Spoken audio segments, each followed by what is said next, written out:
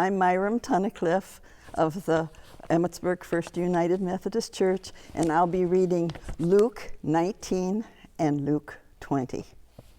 And the first is Jesus and Zacchaeus. He entered Jericho and was passing through it. A man was there named Zacchaeus. He was a chief tax collector and was rich. He was trying to see who Jesus was, but on account of the crowd he could not, because he was short in stature. So he ran ahead and climbed a sycamore tree to see him, because he was going to pass that way. When Jesus came to the place, he looked up and said to him, "Zacchaeus, hurry and come down, for I must stay at your house today." So he hurried down and was happy to welcome him. All who saw it began to grumble and said, "He has gone to be the guest of one who is a sinner." Zacchaeus stood there and said to the Lord, "Look, half of my possessions, Lord, I will give to the poor, and if I have defrauded anyone of anything, I will pay back 4 times as much." Then Jesus said to him, "Today salvation has come to this house, because he too is the son of Abraham. For the Son of Man came to seek out and to save the lost." As they were listening to this, he went on to tell a parable, because he was near Jerusalem, and because they supposed that the kingdom of God was to appear immediately. So he said, "A nobleman went to a distant country to get royal power for himself and then return. He summoned 10 of his slaves and gave them 10 pounds, and said to them, 'Do business with these until I come back.' But the citizens of the country hated him and sent a delegation after him, saying, 'We do not want this man to rule over us.' When he returned, having received royal power, he ordered these slaves to whom he had given the money to be summoned, so that he might find out what they had gained by trading. The first came forward and said, 'Lord, your pound has made 10 more pounds.' He said to him, 'Well done, good slave. Because you have been trustworthy in a very small thing, take charge of 10 cities. Then the second came, saying, 'Lord, your pound has made 5 pounds.' He said to him, 'And you rule over 5 cities. Then the other came, saying, 'Lord, here is your pound. I wrapped it up in a piece of cloth, for I was afraid of you, because you are a harsh man. You take what you did not deposit and reap what you did not sow.' He said to him, 'I will judge you by your own words, you wicked slave. You knew, did you, that I was a harsh man, taking what I did not deposit and reaping what I did not sow? Why then did you not put my money into the bank? Then when I returned, I could have collected with interest.' He said to the bystanders, 'Take the pound from him and give it to the one who has 10 pounds. And they said to him, 'Lord, he has 10 pounds. I tell you, to all those who have, more will be given, but from those who have nothing, even what they have will be taken away. But as for those enemies of mine who did not want me to be king over them, bring them here and slaughter them in my presence.' After he had said this, he went on ahead, going up to Jerusalem. When he had come near Bethphage and Bethany at the place called the Mount of Olives, he sent 2 of the disciples, saying, 'Go into the village ahead of you, and as you enter it, you will find tied there a colt that has never been ridden. Untie it and bring it here. If anyone asks you, "Are you untying it?" just say this, "The Lord needs it." So those who were sent departed and found it as he had told them. As they were untying the colt, its owners asked them, "Why are you untying the colt?" As they said, "The Lord needs it." Then they brought it to Jesus, and after throwing their cloaks on the colt, they set Jesus on it. As he rode along, people kept spreading their cloaks on the road. As he was now approaching the path down from the Mount of Olives, the whole multitude of the disciples began to praise God joyfully with a loud voice for all the deeds of power that they had seen, saying, "Blessed is the King who comes in the name of the Lord. Peace in heaven and glory in the highest heaven." Some of the Pharisees in the crowd said to him, "Teacher, order your disciples to stop." He answered, "I tell you, if these were silent, the stones would shout out."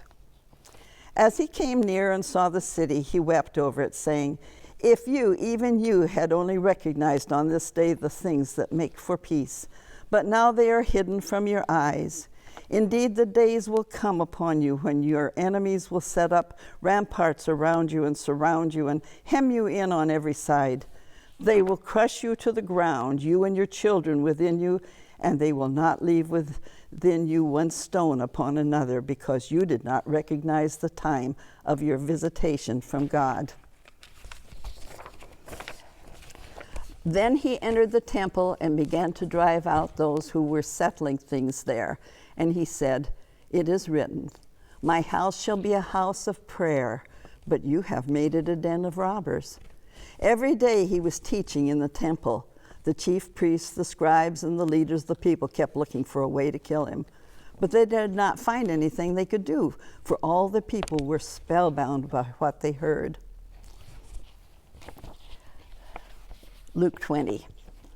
One day as he was teaching the people in the temple and telling the good news, the chief priests and the scribes came with the elders and said to him, "Tell us, by what authority are you doing these things?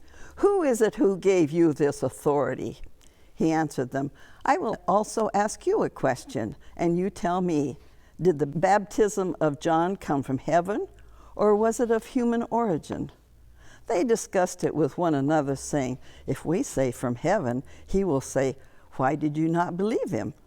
But if we say of human origin, all the people will stone us, for they are convinced that John was a prophet." So they answered that they did not know where it came from. Then Jesus said to them, "Neither will I tell you by what authority I am doing these things." He began to tell the people this parable. A man planted a vineyard and leased it to tenants and went to another country for a long time. When the season came, he sent a slave to the tenants in order that they might give him his share of the produce of the vineyard. But the tenants beat him and sent him away empty-handed. Next he sent another slave. That one also they beat and insulted and sent away empty-handed. And he sent still a third. This one also they wounded and threw out. Then the owner of the vineyard said, "What shall I do? I will send my beloved son. Perhaps they will respect him."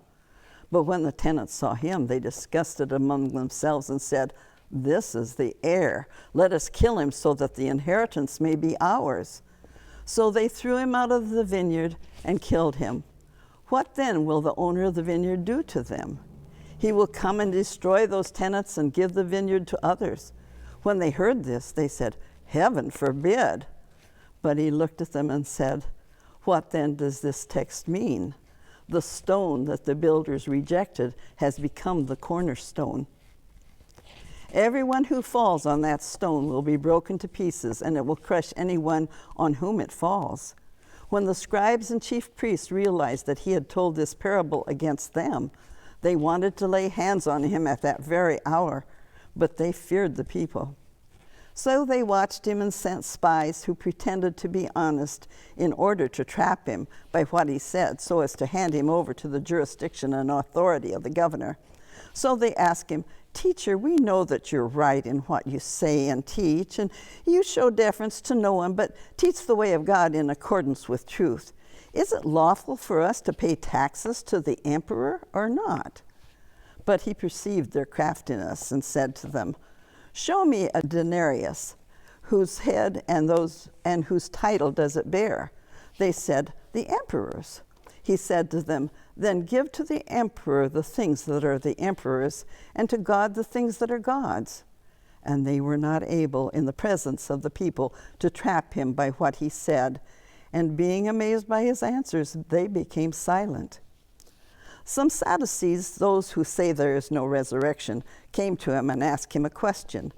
"Teacher, Moses wrote for us that if a man's brother dies, leaving a wife but no children, the man shall marry the widow and raise up children from his brother. Now there were 7 brothers. The first married and died childless. Then the second and the third married her, and so in the same way all 7 died childless. Finally, the woman also died. In the resurrection, therefore, whose wife will the woman be? For the 7 had married her."